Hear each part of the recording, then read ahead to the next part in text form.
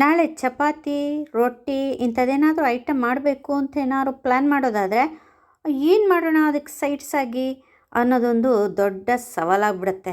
ಯಾಕಂದರೆ ಮೊನ್ನೇನು ಎಣ್ಗಾಯಿ ಮಾಡಿದ್ದೆ, ನೆನ್ನೆ ನಾನು ಆ ಚಪಾತಿಗೆ ಬದನೇಕಾಯಿ ಪಲ್ಯ ಮಾಡಿದೆ, ಇವತ್ತು ಕ್ಯಾಪ್ಸಿಕಮ್ದು ಮಾಡಿದ್ದೀನಿ.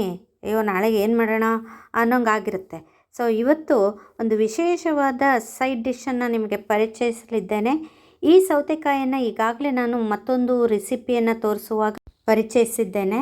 ಇದನ್ನು ಈಗ ತೊಳೆದು ರೆಡಿ ಇಟ್ಕೊಂಡಿದ್ದೇನೆ. ಇದು ಸ್ವಲ್ಪವೇ ಇದೆ.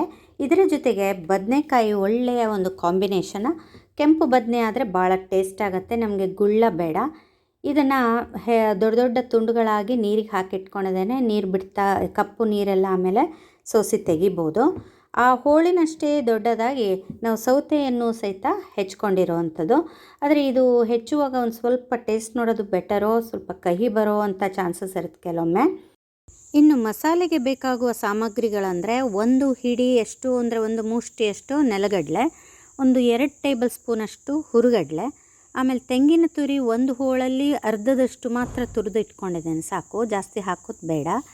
1 ಚಮಚೆಯಷ್ಟು ಕೊತ್ತಂಬರಿ ಬೀಜ, 1 ಚಮಚೆಯಷ್ಟು ಜೀರಿಗೆ, ಅರ್ಧ ಚಮಚೆಯಷ್ಟು ಅರಿಶಿನ ಪುಡಿ ಮತ್ತು 1 ಟೇಬಲ್ ಸ್ಪೂನಷ್ಟು ಉಪ್ಪು, ಒಂದು ಸ್ವಲ್ಪ ಸಣ್ಣ ಮುದ್ದೆಯಷ್ಟು ಹುಣಸೆ ಹಣ್ಣು ಮತ್ತು ಒಂದು 8-10 ಬ್ಯಾಡಗಿ ಮೆಣಸಿನ್ಕಾಯಿ. ಅದು ಹುರಿದಿಟ್ಕೊಂಡದ್ದೇ ಇದೆ.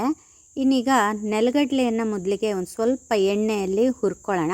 ಜಾಸ್ತಿ ಕೆಂಪಗಾಗುವಷ್ಟೇನು ಹುರ್ಕೊಳ್ಳೋ ಅಗತ್ಯ ಇಲ್ಲ, ಜಸ್ಟ್ ಹಸಿ ವಾಸನೆ ಹೋದರೆ ಸಾಕು. ಅದಕ್ಕೆ ಕೊತ್ತಂಬರಿ ಬೀಜ ಮತ್ತು ಜೀರಿಗೆಯನ್ನು ನಾನು ಅದರ ಜೊತೆ ಹಾಕ್ಕೊಂಡ್ಬಿಟ್ಟಿದ್ದೇನೆ. ಲಾಸ್ಟಿಗೆ ಹುರುಗಡಲೆ ಅಥವಾ ಪುಟಾಣಿ ಮತ್ತು ಅರಿಶಿನ ಪುಡಿಯನ್ನು ಹಾಕ್ಕೊಂಡಿದ್ದೇನೆ. ಎಲ್ಲವನ್ನು ಒಟ್ಟಿಗೆ ರುಬ್ಕೊಂಡು ಹೀಗೆ ತರಿತರಿಯಾಗಿ ರುಬ್ಕೋಬೇಕು, ನೈಸ್ ಆಗಬಾರ್ದು. ಸೊ ಇದು ತರಿತರಿ ಇದ್ದಷ್ಟು ಒಂಥರ ಟೇಸ್ಟ್ ಆಗುತ್ತೆ. ಮೊದಲಿಗೆ ಕಡಾಯಿಯಲ್ಲಿ ಒಂದು ಸ್ವಲ್ಪ ಎಣ್ಣೆ, ಅಂದರೆ ಒಂದು 3-4 ಟೇಬಲ್ ಸ್ಪೂನಷ್ಟು ಎಣ್ಣೆನ ಹಾಕ್ಕೊಂಡು, ತುಂಬ ಎಣ್ಣೆ ಹಿಡಿಯುತ್ತೆ, ಎಣ್ಣೆಗಾಯಿ ಥರನೇ ರುಚಿ ಬರುತ್ತೆ ಇದಕ್ಕೆ. ಸೊ ಸಾಸಿವೆ ಹಾಕ್ಕೊಂಡಿದ್ದೇನೆ, ಅದು ಪುಡಿತಾ ಇರುವಾಗ ಅರಿಶಿನ ಹಾಕ್ಕೊಂಡೆ 1 ಚಮಚ. ಆಮೇಲೆ ಮೊದಲಿಗೆ ಸೌತೆಕಾಯಿ ಹೋಳುಗಳನ್ನು ಹಾಕಿ ಬಾಡಿಸ್ಕೋಬೇಕು. ನಂತರ ಲಾಸ್ಟಿಗೆ ನಾವು ಬದನೆಕಾಯಿ ಹೋಳುಗಳನ್ನು ಹಾಕ್ಕೋಬೇಕು. ಬದನೆಕಾಯಿ ಬೇಗ ಬೆಂದು ಬರುತ್ತೆ, ಅದಕ್ಕಾಗಿ ಸ್ವಲ್ಪ ಲೇಟಾಗಿ ಹಾಕಿದ್ರೆ ಸಾಕು. ಸೊ ಈಗ ಉಪ್ಪು ಹಾಕಿಬಿಟ್ಟಿದ್ದೇನೆ, ಯಾಕಂದರೆ ಎರಡೂ ಸಹಿತ ಬೇಗನೆ ಬೇಯ್ತದೆ. ಒಂದು ಉಪ್ಪನ್ನು ಹಾಕಿ, ಜಾಸ್ತಿ ನೀರು ಹಾಕಿಲ್ಲ, ನಿಮ್ಗೆ ಕಾಣಿಸ್ತಾ ಇದೆ, ಉಪ್ಪು ಹಾಕಿ ಅಲ್ಲೇ ಬೇಯಲಿಕ್ಕೆ ಬಿಟ್ಟೆ. ಒಂದು 2 ನಿಮಿಷ ಬೆಂದರೆ ಸಾಕು, ಕೂಡಲೇ ಮಸಾಲೆಯನ್ನು ಹಾಕ್ಕೊಂಬಿಟ್ರೆ ಆಯಿತು. ಹೆಚ್ಚು ನೀರು ಹಾಕೋದು ಬೇಡ, ಮಸಾಲೆ ನೀರಲ್ಲಿಯೇ ಅದು ಚೆನ್ನಾಗಿ ಬೆಂದು ಬರುತ್ತೆ. ನೋಡಿ ಎಷ್ಟು ಚೆನ್ನಾಗಿ ಕುದಿ ಬಂದಾಯಿತು. ಚಪಾತಿ ರೊಟ್ಟಿ ಇವುಗಳಿಗೆ ಒಳ್ಳೆಯ ಸೈಡ್ ಡಿಶ್ ಅಂತ ಹೇಳ್ಬೋದು.